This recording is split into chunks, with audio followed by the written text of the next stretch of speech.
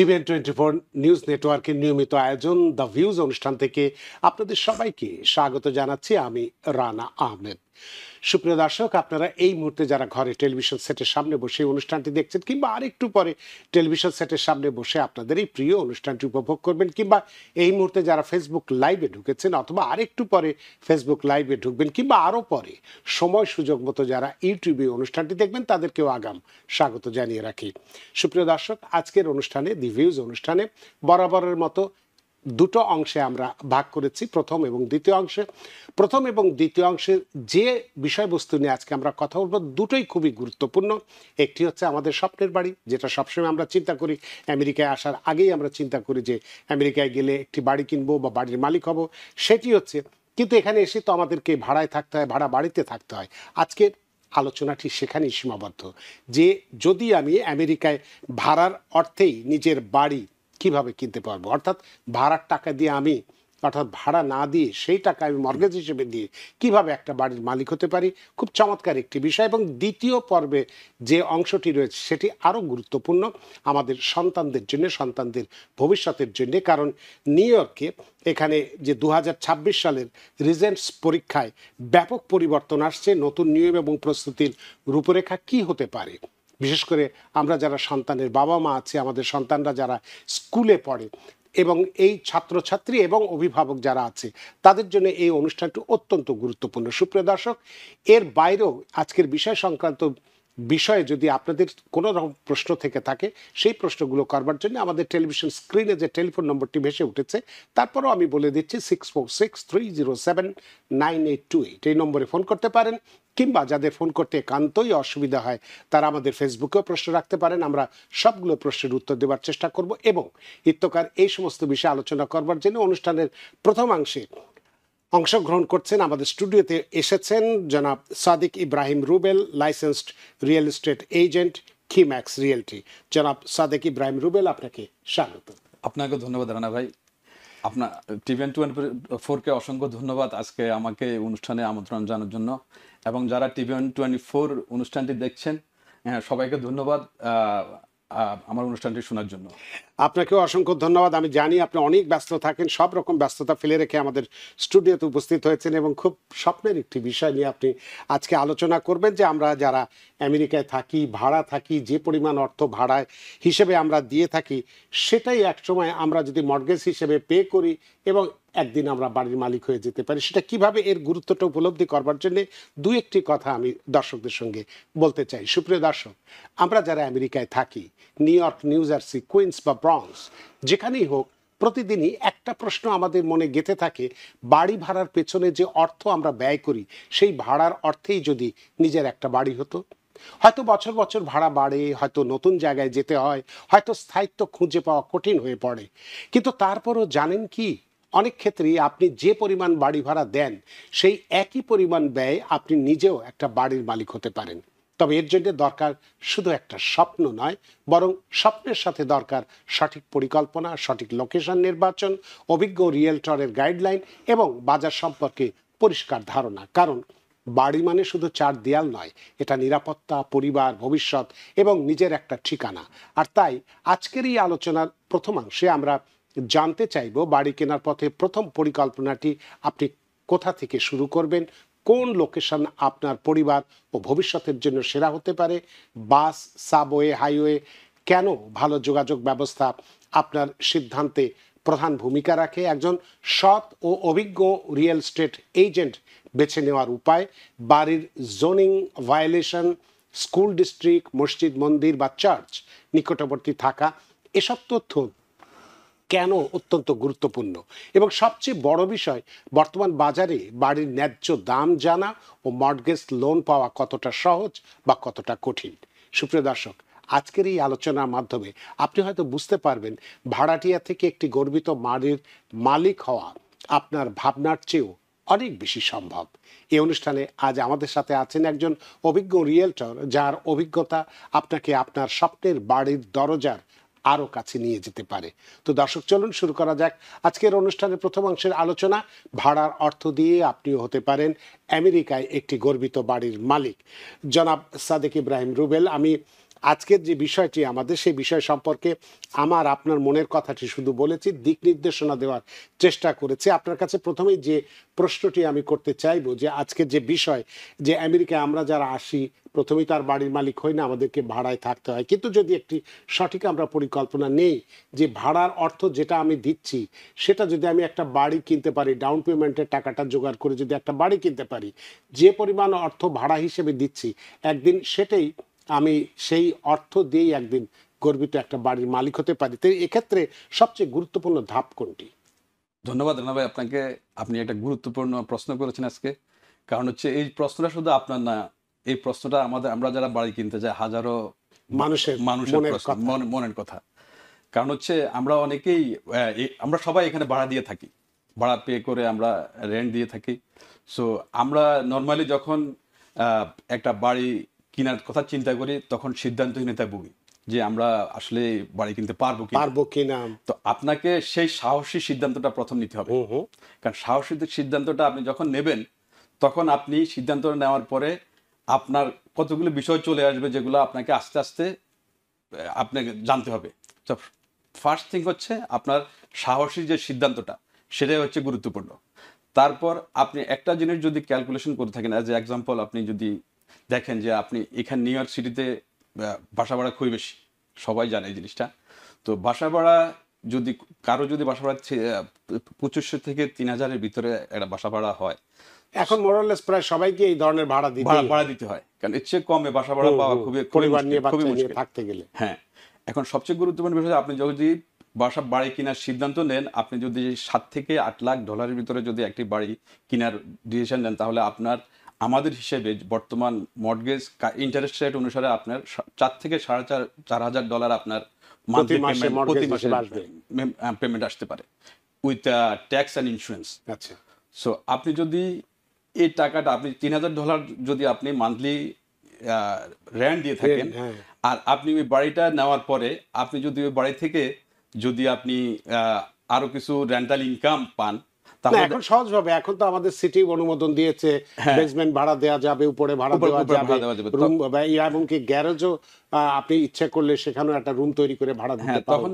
তখন যখন আপনি এই রেন্টাল ইনকামটা আসবে তখন দেখা যাবে যে আপনার মান্থলি মর্টগেজের যে পেমেন্টটা এটা চলে আসতেছে। আচ্ছা। তো ইজিলি আপনি ভাড়ার টাকাটা দিচ্ছেন, এই ভাড়ার টাকা দিয়েই আপনার কিন্তু বাড়ির মালিক হয়ে গেছে, এবং নিজের বাড়ি মানে অন্যরকম একটা আনন্দ, অন্যরকম বিষয়। সো এবং শুধু তা না, আপনি আপনার যে সাহসী পদক্ষেপ বাড়ি কেনার যে পদক্ষেপটা এটা নেওয়ার কারণে আপনি একটা সময় এই বাড়িটা কয়েকটা মানে ধরে 3-5 বছর 5 পরে। বছর পরে এই বাড়িটা ভ্যালু বেড়ে যাবে। হ্যাঁ। তো ওইখান থেকে আপনি একটা ইনকাম করতেছেন, কারণ আপনার বাড়িটা যখন দাম বেড়ে যাবে তখন আপনার যে বাড়িটা কিনা তখন ওই বাড়িটা থেকে আপনার ইনকাম আসছে। নট অনলি আপনি বাড়ির মালিক হচ্ছেন, আপনার একটা ইনকাম ইনভেস্টমেন্ট বেড়ে যাচ্ছে। তার মানে এই দুর্মূল্যের বাজারে এবং নিউ ইয়র্ক পৃথিবীর যে শহরগুলোর সবচেয়ে ব্যয় বেশি যে বেশি, সমস্ত হ্যাঁ। শহর, সেখানে যদি আপনি এই যে পরিকল্পনাটির কথা বললেন, এই পরিকল্পনা মোতাবেক যদি আমরা চলি, তাহলে আমি মর্গেজও দিতে পারছি, আবার বিনে পয়সায় আমি ওই বাড়িতে থাকতেও পারছি। আপনি তাই না? তাই হ্যাঁ, না? তো এটি একটি অপূর্ব সুযোগ এই প্রশ্নটির জন্য। তা এক্ষেত্রে শুধু বাড়ি কেনার ইচ্ছা হলেই তো হচ্ছে না। হ্যাঁ। সেক্ষেত্রে ক্রেডিট স্কোরের একটা ব্যাপার আছে, ইনকাম ইনকামের ব্যাপার আছে, সঞ্চয় সঞ্চয়, ব্যাপার হ্যাঁ। আছে। তো বাড়ি কেনার আগে একজন সাধারণ পরিবারকে বা আমরা যারা কিনতে চাই, কোন কোন আর্থিক প্রস্তুতির দিকটা আমরা আমাদের খেয়াল করতে নর্মালি বাড়ি কেনার ক্ষেত্রে সবচেয়ে গুরুত্বপূর্ণ বিষয় হচ্ছে প্ল্যানিং। হবে? প্ল্যানিং করবেন, প্ল্যানিং করার পরে আপনাকে যে জিনিসগুলো দেখতে হবে, আপনার ইনকাম, তারপরে হচ্ছে আপনার ক্রেডিট স্কোর, এবং একটা সঞ্চয়। সঞ্চয়টা হচ্ছে আপনার ডাউন পেমেন্ট দেওয়ার জন্য। সো আপনি যখন ইনকাম, সঞ্চয় এবং একটা প্রি অ্যাপ্রুভাল লাগবে, আপনাকে ব্যাংক লোন দিতে প্রস্তুত।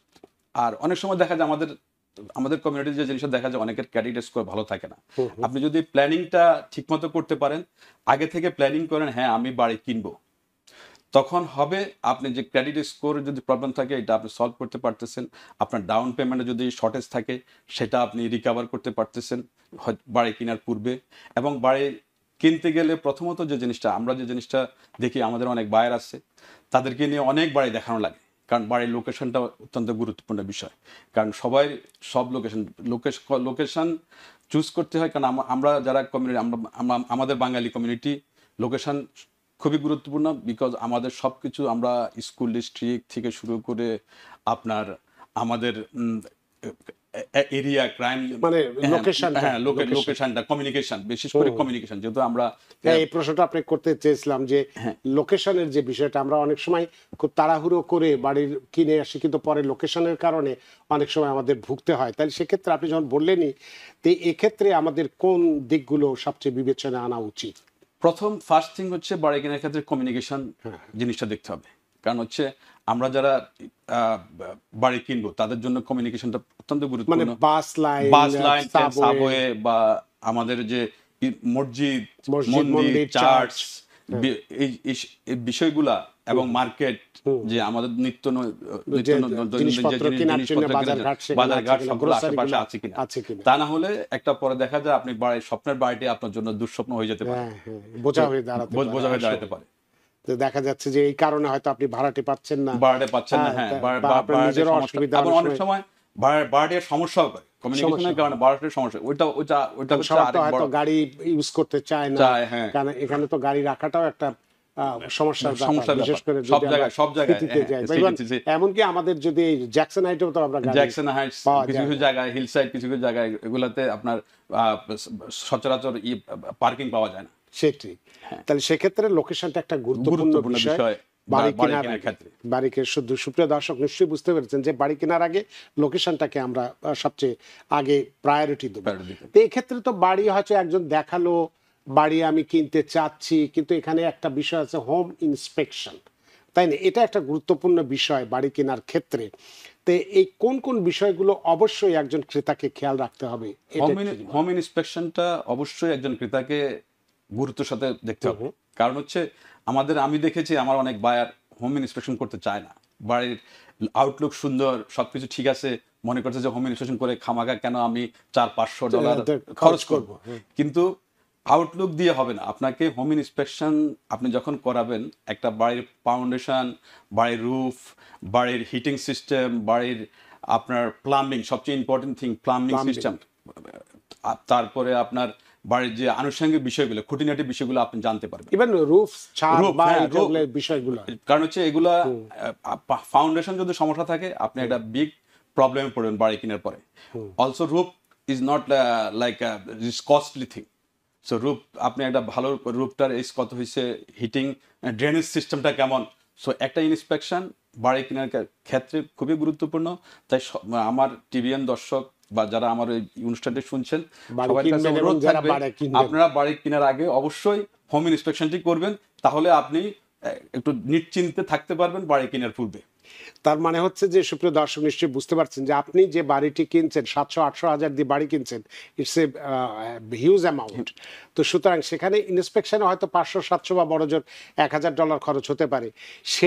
এটা খরচ করে কিন্তু আপনি আবার $1,000,000 বা $700 এই যে $8 দিয়ে বাড়িটি কিনলেন, সেটা কিন্তু সিকিউর হিসেবে প্লাস অনেক সময় আপনি সেভও করতে পারছেন। সুতরাং হোম ইন্সপেকশনটা একটা গুরুত্বপূর্ণ বিষয়।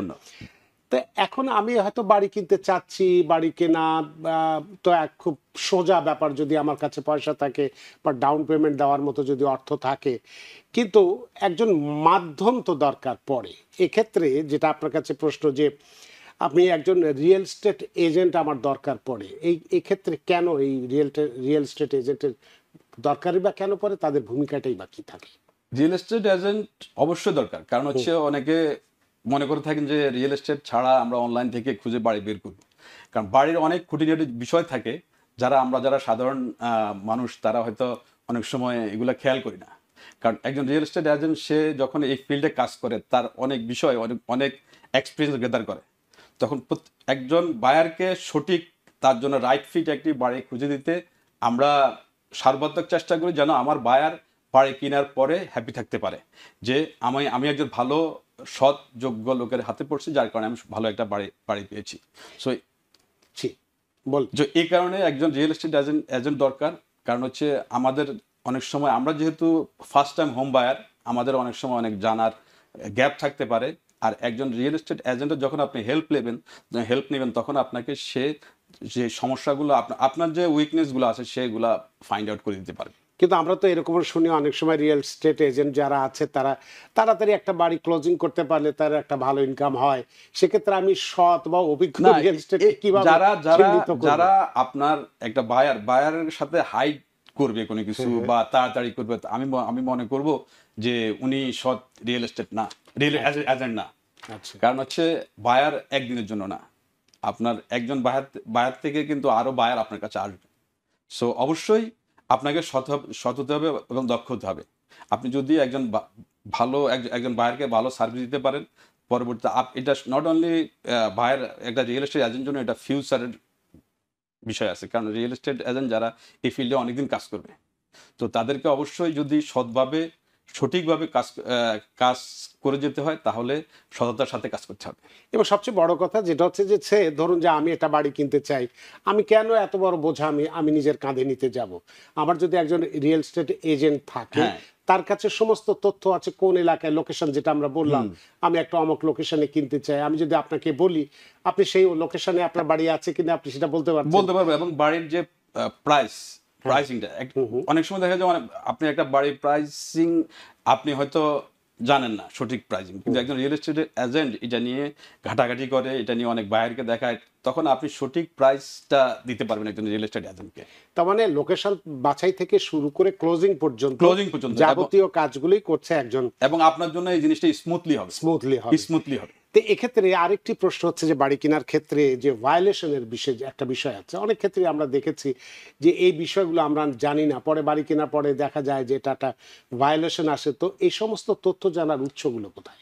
উৎসগুলো as a real estate agent, so আমরা এই জিনিসগুলো আসলে আমাদের বায়ারের জন্য করে থাকি। বায়ার যখন একটা বাড়ি চুজ করে বা আমরা একটা বাড়ি বায়ারের জন্য অফার দেওয়ার পরে সেলারে অ্যাকসেপ্ট করে, তখন আমরা বাড়ির ডিটেলস বের করে থাকি। আমরা বাড়ির ডিটেলস বের করে বায়ারের সামনে উপস্থাপন করে থাকি যে এই বাড়িতে এই প্রবলেম আছে, আর যদি কোনো প্রবলেম না পাই চলে যায় এই বাড়িতে সব ঠিক আছে। মানে সেক্ষেত্রে বাড়ির জোনিং পারমিট এবং কোনো ভায়োলেশন আছে, ফেন্ডিং ভায়োলেশন আছে কিনা, ওপেনিং ভায়োলেশন আছে কিনা, এবং আগে কি কি সমস্যা হয়েছে সেগুলো আমরা সবগুলো ফাইন্ড আউট করে ফেলি। তা একটা ক্লোজিং করার আগেও আর একটা কি ইন্সপেকশন করা জরুরি? কারণ যদি যা হয়তো আমি যখন প্রথমে দেখেছিলাম সবগুলো কাজ সুষ্ঠুভাবে হয়েছে কিনা। ক্লোজিং করার আগে আপনার ফাইনাল ওয়ার্ক থ্রু একটা বিষয় আছে, যেখানে আপনি ক্লোজিং করার আগে, ক্লোজিং ডেটের আগে, যখন ব্যাংক আপনাকে পারমিশন আপনাকে বলতেছে আপনি আপনার লোন অ্যাপ্রুভ, তখন ক্লোজিং ডেটের আগে আপনি গিয়ে বাড়িতে সবকিছু চেক করবেন। আচ্ছা, যে বাড়িতে সবকিছু অ্যাক্টিভ আছে কিনা। আচ্ছা, যদি কোনো সমস্যা পান তখন আপনি আবার সেলার সাথে আলোচনা করবেন। কারণ একবার যদি ক্লোজিং হয়ে যায় তখন আর আপনার কোনো ক্লেম থাকবে না, বায়ারের গাড়ি চলে আসে, বায়ারের গাড়ি চলে আসবে, আর তখন আর আমার করার কিছুই থাকবে না। সুতরাং ক্লোজিং করার আগে যা কিছু পরিমার্জন করা দরকার সবই তার আগেই করতে হবে। সে আমাদের হাতে সময় নেই প্রথমাংশের ক্ষেত্রে। আপনার কাছে একটা জিনিস মানে প্রশ্ন করতে চাই, নিউ ইয়র্ক সিটিতে বাড়ি কেনাটা এখন স্বপ্নের ব্যাপার হয়ে গেছে। $1 মিলিয়ন নিচে কোনো বাড়ি নেই, একটা ভালো যদি বাড়ি হয় তাও 100-200 বছর আগের একটা বাড়ি। তো সেক্ষেত্রে আমাদের কমিউনিটির অনেকেই কিন্তু নিউ ইয়র্ক ছেড়ে একটু অন্য জায়গায় আমরা যেতে চাই, সে ফর নায়াগ্রা, বাফেলো ইত্যাদি জায়গায়, বা বিংহ্যামটন ইত্যাদি। তো এই সমস্ত জায়গায় বাড়ি কেনা বেচার সাথে জড়িত আছেন কি আপনি? যদি থাকেন তাহলে কিভাবে সহযোগিতা করবেন? ধন্যবাদ আপনাকে এই কোশ্চেনটি করার জন্য রানা ভাই। কারণ হচ্ছে বাফেলো নায়াগ্রার রিয়েল এস্টেট বিজনেসের সাথে আমি আগ থেকে জড়িত। আচ্ছা, কারণ হচ্ছে বাফেলো নায়াগ্রাতে আমার স্ট্রং নেটওয়ার্ক আছে। বাফেলো নায়াগ্রাতে এখন আমাদের বাঙালি কমিউনিটি, আপনারা সবাই জানেন যারা আমাদের বাঙালি কমিউনিটি, বাফেলো নায়াগ্রাতে এখন বিশাল অঞ্চল হয়ে গেছে, বাঙালি বিশাল কমিউনিটি ওখানে, এবং ফিউচারে আরো বেশি হবে।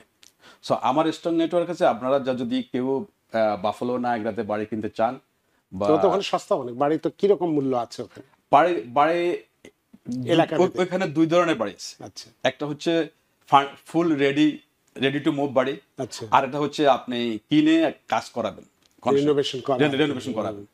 So full ready to move বাড়ি $1 থেকে $1.5 লাখ ভিতরে, সহজ, হ্যাঁ, সিঙ্গেল ফ্যামিলি গুলো। আর আপনি যেগুলো কিনে রেনোভেশন করাবেন সেগুলো 70 থেকে 80 হাজার ভিতরে পাবেন। সো দুই ধরনের আমার কাছে, আপনারা যদি আমার সাথে যোগাযোগ করেন আমি আপনাদেরকে সব ধরনের সহযোগিতা করতে পারবো বাড়ি কেনার ক্ষেত্রে, বাফেলো নায়াগ্রাতে এবং নিউ ইয়র্ক সিটিতে।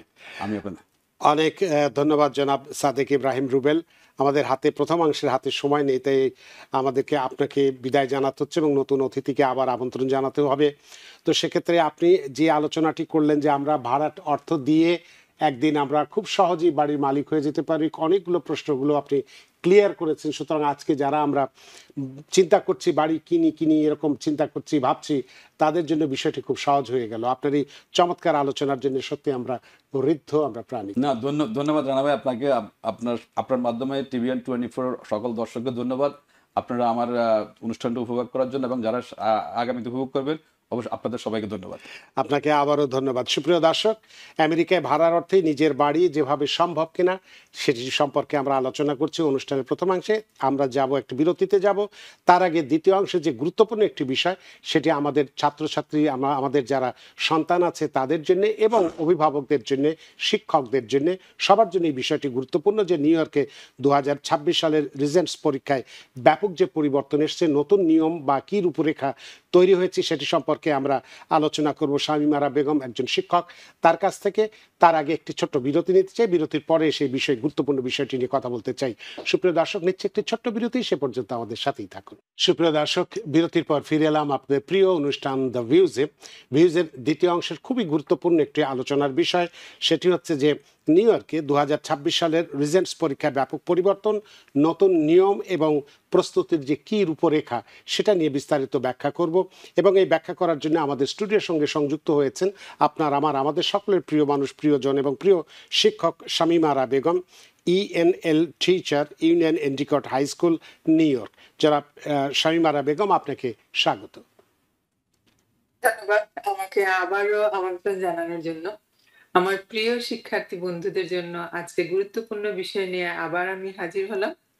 আশা করি এই অল্প সময়ের আলোচনার মাধ্যমে শিক্ষক, অভিভাবক, কমিউনিটির যারা আছেন এবং অবশ্যই আমার শিক্ষার্থী বন্ধুরা উপকৃত হবেন। আপনাকেও অসংখ্য ধন্যবাদ যে দূর থেকে হলো আমাদের সাথে সংযুক্ত হয়েছেন এবং খুব গুরুত্বপূর্ণ একটি বিষয় আজকে অংশগ্রহণ করেছেন, এবং এটি আলোচনার মধ্য দিয়ে যে পরিবর্তনটি আসছে সেই পরিবর্তনের বাতাসটি কিভাবে লাগবে আমাদের সন্তানদের গায়ে বা শিক্ষকদের, সেটি অন্তত ব্যাখ্যা করতে পারবেন। তবে এটি আলোচনা করার আগে এর গুরুত্ব সম্পর্কে দু একটি কথা আমি বলে নিতে চাই। সুপ্রিয় দর্শক, প্রতিটি প্রজন্মেরই থাকে নিজেদের শিক্ষা সংগ্রাম। কেউ লড়েছে পরীক্ষার সঙ্গে, কেউ সুযোগের সঙ্গে, কেউ আবার সময়ের সঙ্গে। আর আজ নিউ ইয়র্কের শিক্ষা ব্যবস্থা একদম নতুন এক সন্ধিক্ষণে দাঁড়িয়ে। দীর্ঘদিনের পরিচিত সেই রিজেন্টস পরীক্ষা, যা কখনো কখনো শিক্ষার্থীদের কাছে ছিল ভয়, আবার কারো কাছে ছিল ভবিষ্যতের একমাত্র দরজা, সেই পরীক্ষা কেন্দ্রিক মূল্যায়নের পথই বদলে যাচ্ছে। নিউ ইয়র্ক স্টেটের এডুকেশন অথরিটি ঘোষণা দিয়েছে খুব শিগগিরই ঐতিহ্যবাহী এবং প্রায় 160 বছরের পুরনো রিজেন্টস এক্সামিনেশনস আর গ্র্যাজুয়েশন ডিপ্লোমার শর্ত থাকবে না। এর পরিবর্তে তারা আনতে চলেছেন একটি নতুন পাঠ্য পরিকল্পনা, পোর্ট্রেট অফ গ্র্যাজুয়েট, যা মূল্যায়ন করবে শিক্ষার্থীর critical thinking, effective communication, social, emotional ও cultural competence, content literacy, global সচেতনতা এবং সমস্যা সমাধানের দক্ষতা। ভাবুন তো, একজন শিক্ষার্থী কেবল কোনো সূত্র মুখস্থ করে বা একদিনের পরীক্ষায় ভালো করলেই নয়, বরং একটি প্রজেক্ট তৈরি, একটি কমিউনিটি সার্ভিস প্রদান, একটি সমস্যার সমাধান কিংবা নিজের ভাবনা প্রকাশের মধ্য দিয়ে প্রমাণ করতে পারবে সে সত্যিই প্রস্তুত। অন্যদিকে এই পরিবর্তনের ফলে একজন শিক্ষককেও নতুনভাবে পড়াতে হবে, একজন শিক্ষার্থীকে নতুনভাবে শিখতে হবে, আর একজন অভিভাবককেও নতুন করে বুঝতে হবে আজকের শিক্ষা শুধু পাশ করা নয়, বরং মানুষ হিসেবে গড়ে ওঠা। কিন্তু প্রশ্নও তো আছে, এই নতুন পথ কি সহজ হবে? সব স্কুল কি সব শিক্ষার্থীকে সমান সুযোগ দিতে পারবে? শিক্ষার্থীরা কি আরও উদ্বুদ্ধ হবে নাকি আরও বিভ্রান্ত হবে? সুপ্রিয় দর্শক, আজকের আলোচনায় আমরা খুঁজে দেখব এই পরিবর্তন আমাদের সন্তানদের ভবিষ্যৎকে কোথায় নিয়ে যাবে। আমরা কথা বলবো নিউ ইয়র্কের এমন একজন অভিজ্ঞ স্কুল শিক্ষকের সাথে, যিনি আমাদের জানাবেন বাস্তবে ক্লাসরুমের ভেতরে কি বদলাতে চলেছে এবং কিভাবে আমরা সবাই মিলে এই নতুন শিক্ষা যুগকে স্বাগত জানাতে পারি। তো দর্শক, চলুন শুরু করা যাক আজকের অনুষ্ঠানের দ্বিতীয়াংশের আলোচনা। নিউ ইয়র্কে 2026 সালের রিজেন্টস পরীক্ষায় ব্যাপক পরিবর্তন, নতুন নিয়ম ও প্রস্তুতির রূপরেখা কোথায় গিয়ে ঠেকে।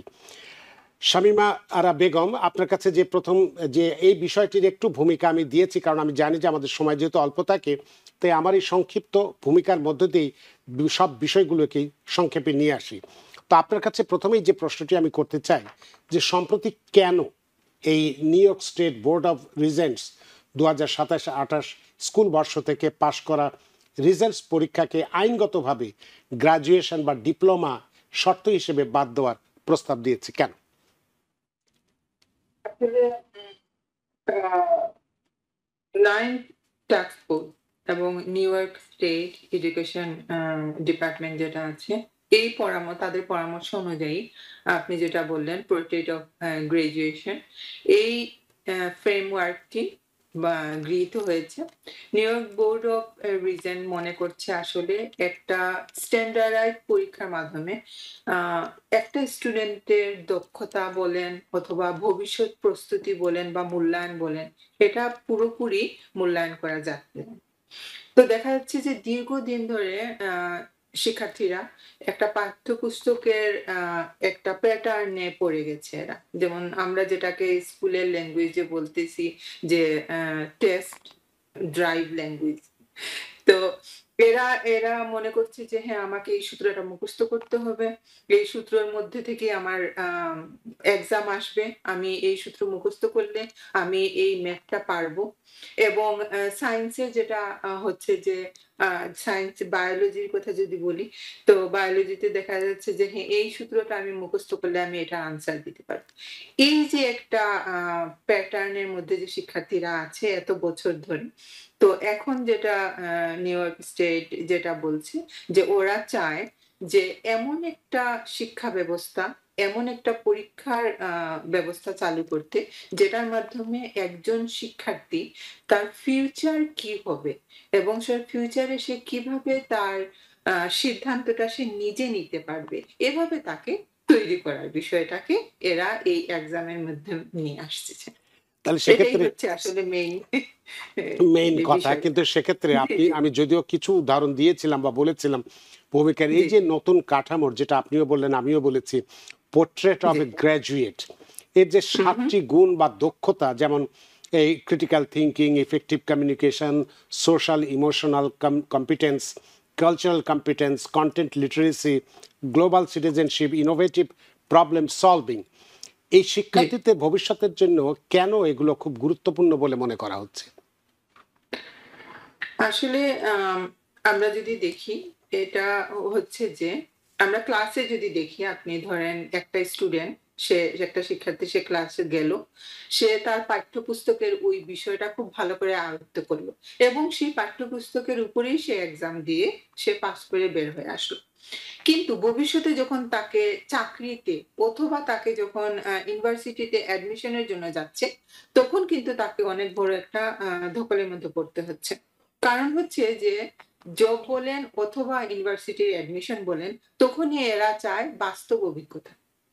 কিন্তু ওই শিক্ষার্থীর ওই ধরনের বাস্তব অভিজ্ঞতা গ্রো আপ হচ্ছে না। কারণ সে নিজের চিন্তাকে কাজে লাগাচ্ছে না ক্লাসে। সে আ মা বলতে পারেন সে আ মুখস্থ বিদ্যা বলব না আমি এখানে।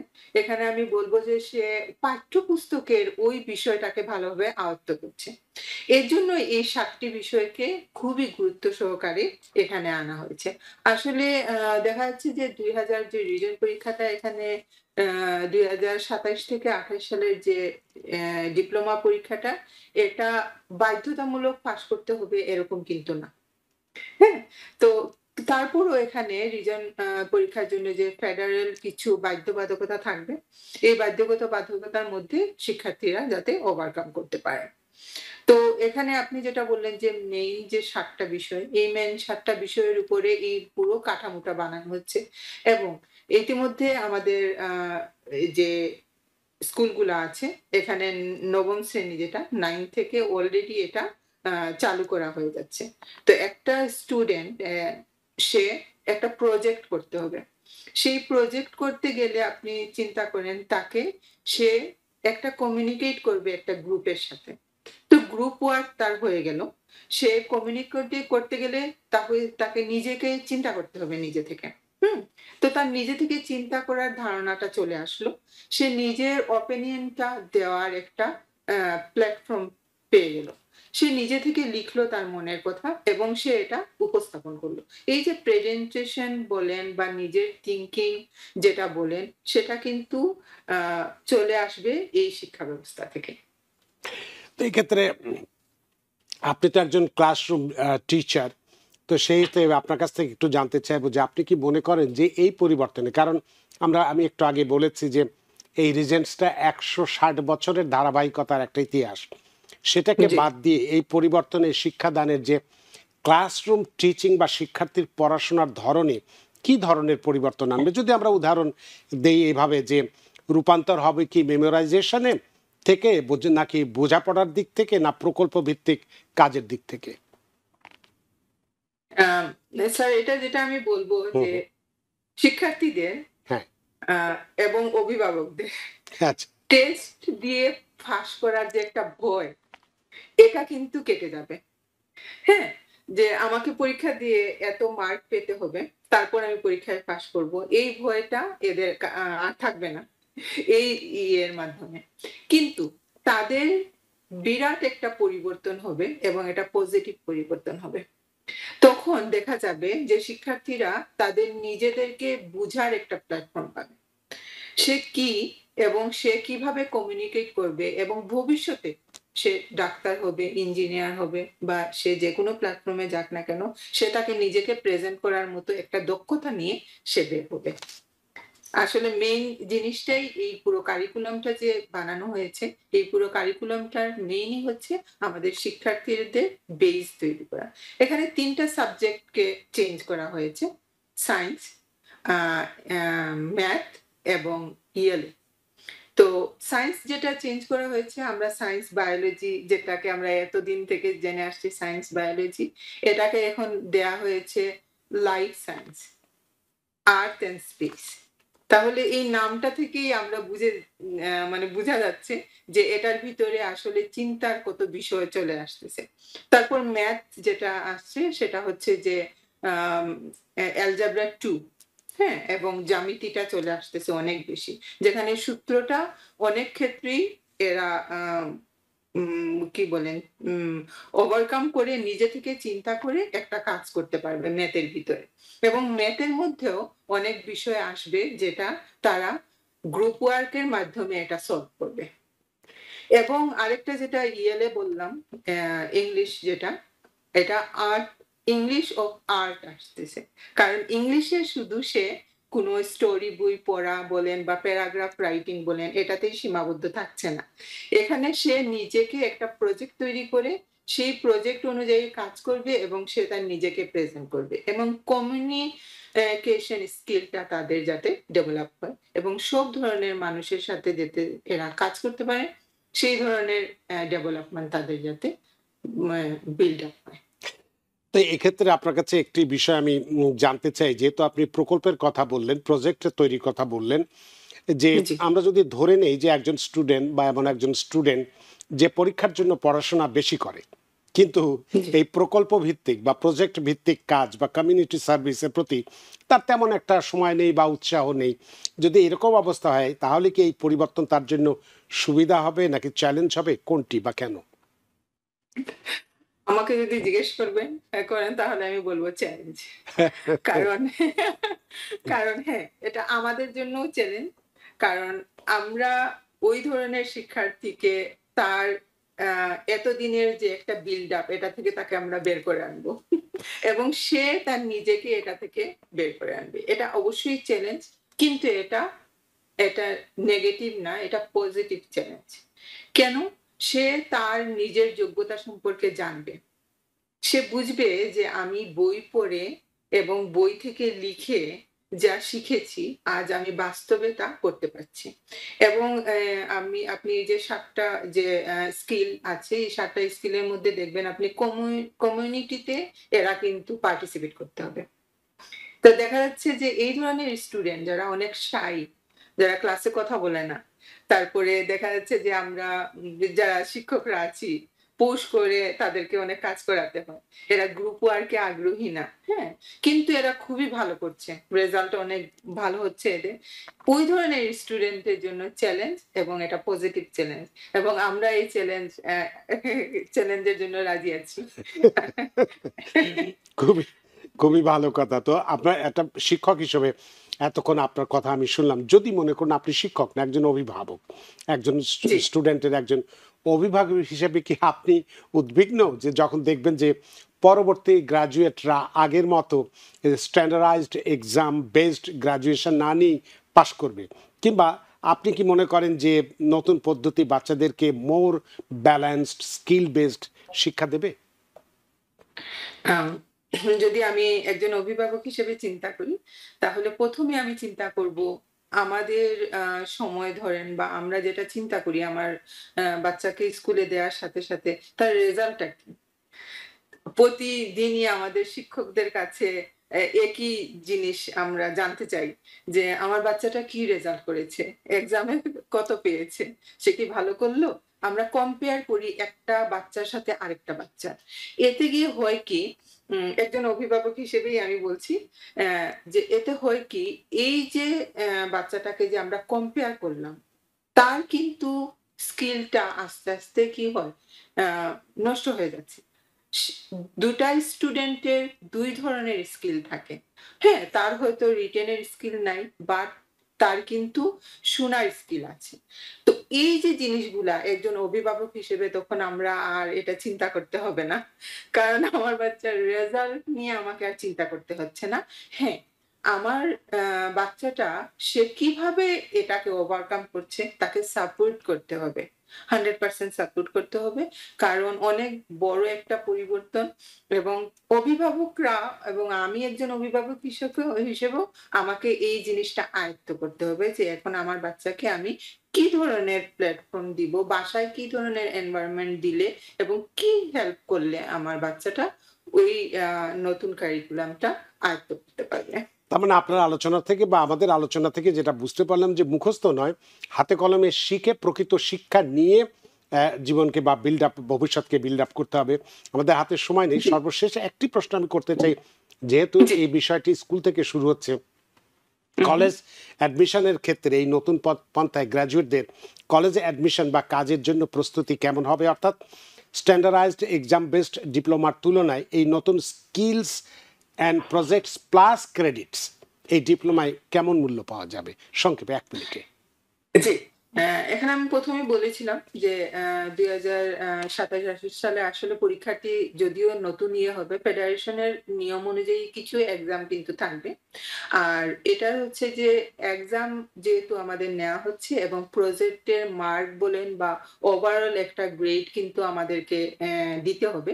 সে অনুযায়ী আ চাকরি এবং অ্যা ইউনিভার্সিটিতে অ্যাডমিশন বলেন, এটা কিন্তু আগে থেকেই এরা অলরেডি চালু করে দিয়েছে অনেক ইউনিভার্সিটি আছে। যে এই কারিকুলামের আন্ডারে যে রেজাল্টটা হবে এভাবে এরা অ্যাডমিশন নেয়া শুরু করে দিয়েছে। তো দেখা যাচ্ছে যে এটাতেও আমাদের তেমন কোনো করার প্রয়োজন নাই। আ যেটা হচ্ছে যে আমি আপনার প্রশ্ন অনুযায়ী যে হ্যাঁ, এরা স্টুডেন্টরা পারবে এবং এই রেজাল্টটা অনেক একটা ভ্যালুয়েবল রেজাল্ট হবে। এক কথায় শুধু বলবেন যে একজন শিক্ষক হিসেবে এই পদ্ধতিটা ছেলেদের জন্য কি ভালো হবে না খারাপ হবে? এক কথায় যদি বলি তাহলে হ্যাঁ, অবশ্যই ভালো হবে। আমরা সবাই এটাকে ওয়েলকাম জানাবো এবং সবাই মিলে আমাদের প্রিয় শিক্ষার্থীদেরকে সাহায্য করব। তাহলে অবশ্যই আমাদের শিক্ষার্থীরা ভবিষ্যতে একটা ভালো বেসমেন্ট বানাতে পারবে। একজন শিক্ষক হিসেবে একজন ছাত্র বা অভিভাবককে আপনি কি বলবেন? ৩০ সেকেন্ডে বলবেন এই বিষয়ে আ সম্পর্কে। আমি নিজেও একজন অভিভাবক। আ এজন্য আমি আমার অভিভাবক দেরকে বলছি যে আপনাদের সন্তানদেরকে সময় দেন। পর্যাপ্ত সময় দিলে এরা অবশ্যই তাদের ফিউচার আমরা তো আমাদের বাচ্চাদের ফিউচারের কথাই চিন্তা করে পড়াচ্ছি, তাই তো? হ্যাঁ, তাহলে তাদের এই ফিউচারটা ব্রাইট হওয়ার জন্য তাদেরকে পর্যাপ্ত সময় দিতে হবে। তাদের সময় কথা দিতে হবে শুনতে এবং হবে। ভয় বা চিন্তার কোনো কারণ নেই, উদ্বেগের কোনো কারণ কারণ নেই। নেই, বরং এটা তাদের ভবিষ্যতের জন্য আরো মজবুত হবে। বেগম শামীমা হ্যাঁ, আরা, আপনাকে জি, অসংখ্য ধন্যবাদ। অনেক দূর থেকে আমাদের সাথে সংযুক্ত হয়েছেন এবং এই যে এডুকেশন বোর্ডের যে নতুন সিস্টেম যেটি চালু হচ্ছে আগামী বছরটা আগামী 27-28 শিক্ষাবর্ষ থেকে, সেখানে যে একটা ব্যাপক পরিবর্তন আসছে এটি সম্পর্কে আপনি বিস্তারিতভাবে বলেছেন। যদিও আরও অনেকগুলো প্রশ্ন আমার হাতে ছিল, কিন্তু সময় অভাবে আমরা বলতে পারলাম না। নিশ্চয়ই আরও একদিন কোনো দিন বলবো। তো আপনার এই চমৎকার আলোচনার মধ্যে দিয়ে আমরা যারা অভিভাবক আছি, আমরা যারা শিক্ষার্থী আছি, তারা কিছুটা হলো আলোর সন্ধান পেয়েছি। আপনার এই আলোচনার মধ্যে দিয়ে সত্যি আমরা ঋদ্ধ, আমরা প্রাণিত। ধন্যবাদ আপনাকে। আপনাকেও আবারও ধন্যবাদ। সুপ্রিয় দর্শক, আজকে আমরা এই অনুষ্ঠানে দুটো বিষয় নিয়ে কথা বলেছি। বাড়ির ভাড়ার অর্থ দিয়ে যেমন আমরা নিজের বাড়ির মালিক হতে পারি, তেমনি আমাদের সন্তানের ভবিষ্যতের জন্য নিউ ইয়র্কে যে 2026 সালের রেজাল্টস পরীক্ষা ব্যাপক পরিবর্তন আসছে এবং সেই পরিবর্তনের ফলে তার নিয়ম এবং রূপরেখা কি হতে পারে সেই বিষয়টি আমরা বিস্তারিত ব্যাখ্যা করেছি। আশা করি আজকের অনুষ্ঠানটি আপনাদের যথেষ্ট ভালো লেগেছে। সুপ্রিয় দর্শক, যে যেখানেই থাকুন, ভালো থাকুন, সুস্থ থাকুন, নিরাপদে থাকুন TVN 24 নিউজ নেটওয়ার্কের সাথেই। শুভরাত্রি। TVN 24 টেলিভিশন দেখতে আজই কল করুন 7187776556। লগ ইন করুন www.totalcablebd.com। নিউ ইয়র্ক থেকে সম্প্রচারিত TVN 24 টেলিভিশন বিশ্বজুড়ে বাঙালির কণ্ঠস্বর।